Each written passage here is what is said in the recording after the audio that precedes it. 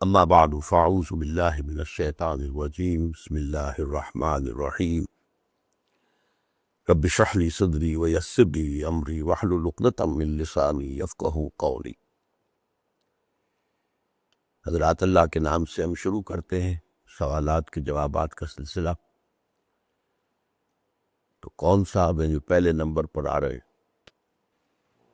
میرا سوال یہ ہے کہ جمہوریت اور خلافت میں کیا فرق ہے؟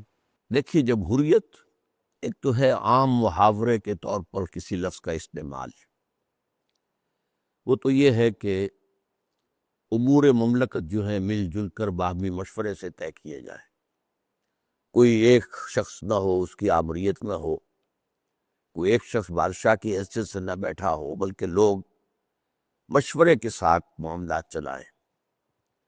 لیکن اصل میں جمہوریت جسے کہتے ہیں وہ یہ ہے کہ sovereignty belongs to the people۔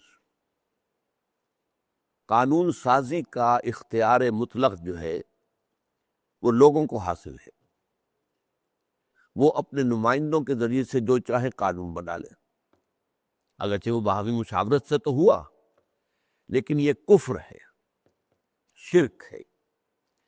گویا کہ حاکمیت میں انسانوں کو اللہ کے ساتھ شریک کر دیا گیا، بلکہ اللہ کو ہٹا کر انسانوں کو حاکم بنا دیا گیا۔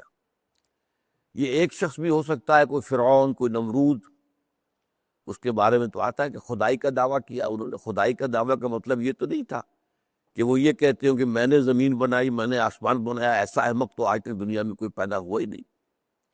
مطلب یہ تھا کہ اختیار مطلق میرا ہے، میں جو چاہوں فیصلہ دوں۔ الیس لی ملک مصر وہذہ الانہار تجری من تحتی، فرعون کا یہ قول نقل ہوا ہے، کیا مصر کی بادشاہی میری نہیں ہے؟ اور یہ سارا آپ پاشی کا نظام جو ہے میرے کنٹرول میں نہیں ہے؟ اگر یہ ہے تو پھر میں تمہارا رب ہوں، میں تمہارا اللہ ہوں، خدا ہوں، الہ ہوں۔ یہ کفر ہے، یہ شرک ہے، چاہے ایک فرد کا ہو چاہے عوام کا ہو۔ خلافت یہ ہے کہ اللہ کی حاکمیت کے تحت اس کے اور اس کے رسول کے احکام کے تابع باہمی سارے معاملات جو ہیں دوسرے، وہ باہمی مشورے سے طے کیے جائیں، یہ خلافت ہے۔ تو ایک چیز تو مشترک ہو جاتی ہے جمہوریت میں بھی اور خلافت میں بھی، کہ امور سلطنت جو ہیں وہ باہمی مشورے سے چلائے جائیں۔